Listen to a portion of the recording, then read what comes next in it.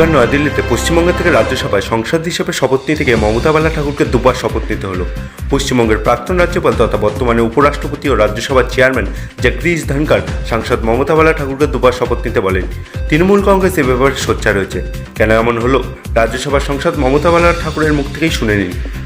আশা করেছিল যে পার্লামেন্টের ভিতরে রাজ্যসভায় আজকে আমাদের মতদের কথা বলার জন্য, আমার হরিগুরু চাঁদের কথা বলার জন্য আমি বলতে পারিনি। এটা আমার আজকে দুর্ভাগ্য যে আমার ঠাকুরের কথা আমি বলতে পারলাম না। আমি মত সমাজের কাছে আজকে কি জবাব দেব যে আজকে আমাকে এখানে পাঠানোর পরে তার আশা করেছিল, সবাই বলছে মা তুমি জয় ধ্বনি দেবো হরির নামে, কিন্তু আমি দিতে পারলাম না।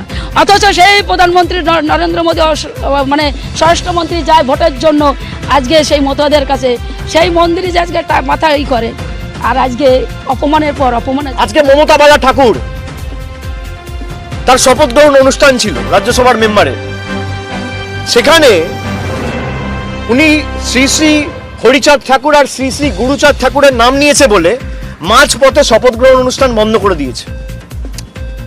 আপনি ভাবতে পারছেন আজকে মতুয়া ভাইয়েরা যারা বিজেপিকে ভোট দিয়েছিল এক বুক আশা আকাঙ্ক্ষা নিয়ে, যে তাদের ধর্মের প্রসার ঘটিয়ে তাদের ন্যায্য দাবিগুলো আগামী দিন বাস্তবায়িত হবে, আপনাদের পূজ্য দেবতা সেই শ্রী শ্রী হরিচাঁদ ঠাকুর আর গুরুচাঁদ ঠাকুরকে তিনি শপথ গ্রহণ অনুষ্ঠানে ঈশ্বরের সাথে তুলনা করেছেন বলে মমতা বালা ঠাকুরের শপথ গ্রহণ অনুষ্ঠান জগদীপ ধনখড়, যে এখন বর্তমানে দেশের উপরাষ্ট্রপতি আর বাংলার প্রাক্তন রাজ্যপাল, তাকে শপথ গ্রহণ অনুষ্ঠান মাঝপথে থামিয়ে দিয়েছে। এবং এই জগদীপ ধনখড় ধারাবাহিকভাবে বাংলার বিরোধিতা করেছিল বলে বড় পদ পেয়েছে। এই কারণেই আমরা বিজেপিকে বাংলা বিরোধী বলি। রাজ্যসভার সাংসদ হিসেবে মমতা ঠাকুরের শপথ গ্রহণে বিতর্ক, যার জেরে আজ তার নেওয়া প্রথমবারের শপথকে গ্রহণ না করার অভিযোগ করেছেন তিনি। পরে রাজ্যসভার চেয়ারম্যানের কথা মতো দ্বিতীয়বার শপথ নেন তিনি। জানিয়ে পরে সাংবাদিক বৈঠক করে তীব্র ক্ষোভ প্রকাশ করেছেন মমতা ঠাকুর।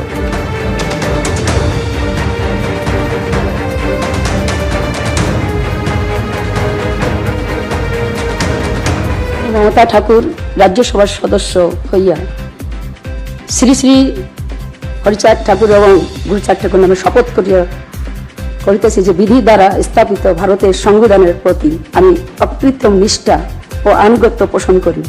আমি ভারতের সার্বভৌমত্ব অখণ্ডতা রক্ষা করিব এবং যে কর্তব্য ভার আমি গ্রহণ করিতে উদ্যত হইয়াছি তাহা নিষ্ঠাপূর্বক নির্বাহ করিব।